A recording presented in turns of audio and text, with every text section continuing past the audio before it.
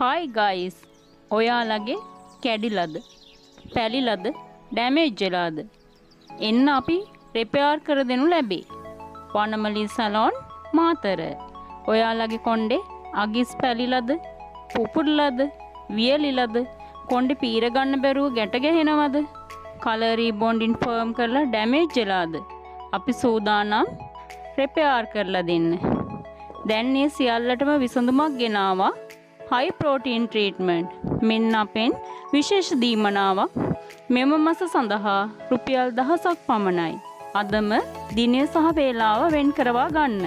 එන්න අත්විඳින්න රූපලාවන්‍ය රජදහන වනමලී සලෝන් මාතර.